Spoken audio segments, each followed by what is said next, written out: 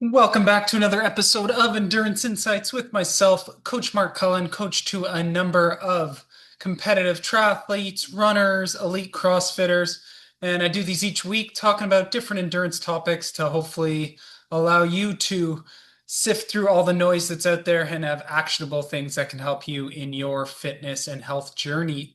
So this week, I'm going to talk about what you can be doing in these base season months of November, December, January to set you up for your best 2026. So for a lot of people, you're not racing till probably March, April, May if you're like a spring marathon, or more like June, July, August, maybe May for some triathletes. So there's two kind of key spots here. We don't want to be the one who's the January hero and crushes all these workouts in November and December and flies into January at peak fitness and then is trying to figure out how to hold on to it from there. And the other one is just the opposite of that, of going into January a zero, meaning you just took a month and a half off and then you're expecting to come back in a good spot in January and build on what you've done the past years and hit PBs. Unlikely to happen. So there is a sweet spot of making sure you don't overdo it and either peak or get yourself injured for January. What we really want to do is build momentum as we get to race season and put some of these foundational things in now. So when we put in those final race blocks, we really get that jump of fitness in those final couple weeks. But it takes a lot of patience. So I'm going to run you through some things that I've seen success with my athletes in terms of what you should and shouldn't be doing this time of year. So, what are some things we should be doing this time of year? So, this is a great time. I know you endurance athletes, especially, don't love the strength training side of things, but this is the time when the demands of endurance are lower from both the duration and intensity standpoint, and probably frequency, to be lifting heavy 2 to 3 times a week. And this is sort of building your armor for the year. So, simple stuff like squats, deadlifts, core work, pull-ups, rows, like all of these compound movements that allow you to build a well-rounded body and that are a little bit different than just what you do in your endurance sports. And you can't call your endurance sports just your low cadence biking or your hill running or swimming with paddles, your strength work. You can't call it that. There's real strength stuff where you can really be hitting an X amount of your body weight against resistance, and that's a huge way to up your game in that. And if you invest in this strength this time of year, you are going to develop power. You're going to be more injury resilient. And then when the demands of endurance are higher, closer to the race, you can put it a little bit more in maintenance mode during that time. But if you invest the time now, it's a lot easier to put it into maintenance mode and sort of just coast on that into your races. Very similar to fitness. Like we don't want to take massive off seasons because we did so much work that if we just do some semblance of it, we can hang on to 95% of that work we did. So, strength training, that's a non negotiable this time of year. Build the capacity so you have a good chance to do it and do it well. It can even be at home. I just have adjustable dumbbells and I do stuff at home, a lot of single leg type of work to challenge myself, and that can go a long way. Next one is going to be progressively building up volume. So I like to target going back to maybe like 50% of my peak volume and then starting to build maybe by 5 to 10% every other week. And I'm starting to rebuild the frequency first and then sort of the duration on top of that. So if I was maybe in my peak weeks doing, I'll use running for this example. Maybe I was doing 6 or 7 hours. I might start at 3, and then I'm maybe for the first 2 weeks doing 3 hours total of running in the week, and then maybe I'm bumping it to 3.5 by sprinkling a bit on each of the runs and progressively building that. And then in terms of intensity, we don't want to be doing like massive, like threshold tempo sets during this time of year. This is a great time to work on a lot of that like top end stuff. So short strides that are like 10 to 30 seconds long. It could be as simple as an aerobic run that has 6 by 20 seconds fast in there with 2 or 3 minutes easy between. Short hill reps are another great one, 10 to 30-second range with a full recovery between them.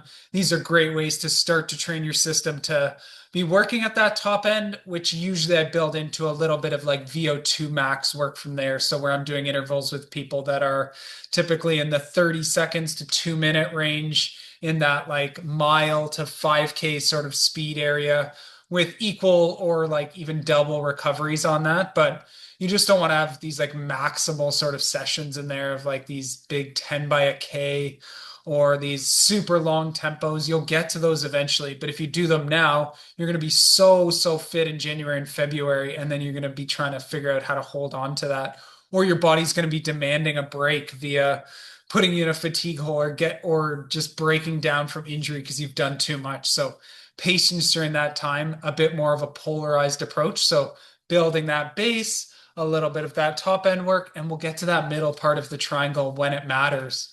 Also, a great time for technical development. So, for swimmers, I know you want to go in there and you want to just get the most amount of distance in, but for most age group triathletes, you need to be working on your form this time of year. So it should be very heavy in terms of the amount of drills you're doing, different strokes, kick drills, and then putting it all together at the end of workouts with maybe some fast 50s or some smooth hundreds where you're carrying it all together. But if you're just going in there and trying to get your 2 to 3K in every time because that's what looks good to you, you're probably not actually going to get any better, and you're probably just going to go into the season the same way. Most age group triathletes are not limited in the pool because of their actual fitness. It's because their form is so bad and they don't know how to breathe. They're dragging their legs along there. They're not pulling any water. They're not rotating. So if you can do these things, join a master's group, get filming done, and get somebody to look at it, do some drills, watch a bunch of YouTube videos, but focus on this technique part. You're going to get to those bigger sets when you get down the line, but focus on that now. It'll make a massive difference. And learn how to swim other strokes. Triathletes, you can be a little bit dangerous if you're doing like butterfly, you're probably not going to be super efficient at, but like one arm butterfly with some fins is a great one to learn. Backstroke is a fantastic one to sort of open up those shoulders, practice rotation. You get to breathe the whole time, but it's really good, I find, for my freestyle in terms of improving there. And then just be careful with anything with like whip kick because I have seen people strain sort of knees or adductors. So just be careful anything that has sort of that like whip kick motion in there.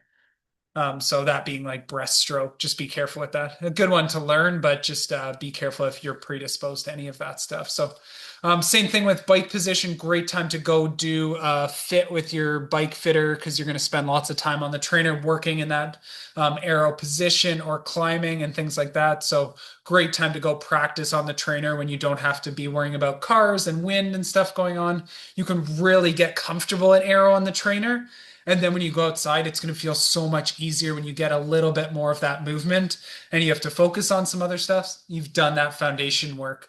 Same thing on run form. So you've heard me talk about this before. Trying to make massive changes to your run form is usually not a great idea, but going to some of those foundational things like running fast strides, fast hills that reinforces some of that key good run form.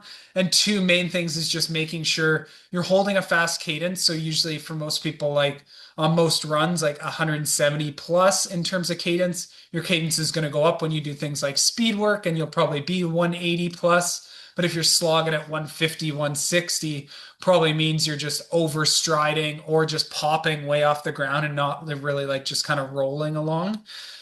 So yeah, not overstriding and making sure your cadence is up there are both like kind of good cues there. And then obviously if you have crazy stuff going along with your arms, like 90-degree angle, sort of protect those arms, have them sort of driving, not crossing over the midline, things like that are just some run form key techniques.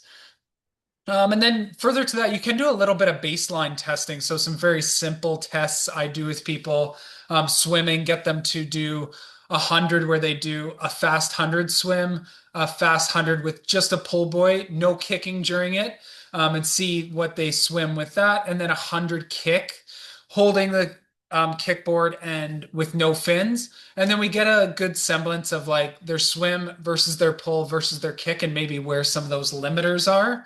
That's a great one to do. Bike, I like to definitely do at some point once they've got a few weeks under the belt. Critical power testing, where you do a 1 minute, a 5 minute, and a 20-minute max in the same sort of week, and you can put it into some online calculators. It'll give you a working FTP that you can work off of. And it's also going to tell you some of your limiters in terms of, is your top end really strong, or is your 20 and 5 minute really close to your 1 minute, and you'd benefit from pushing that ceiling up with some VO2 max work.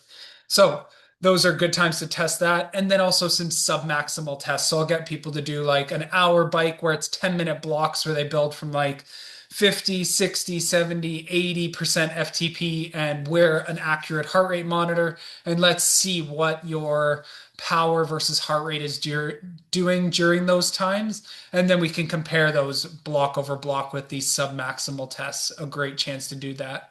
And then same with running. Like I definitely like to do maybe some short little tests on there, but running especially I like to, because it's high injury risk, I don't like to do too much like pure run testing per se.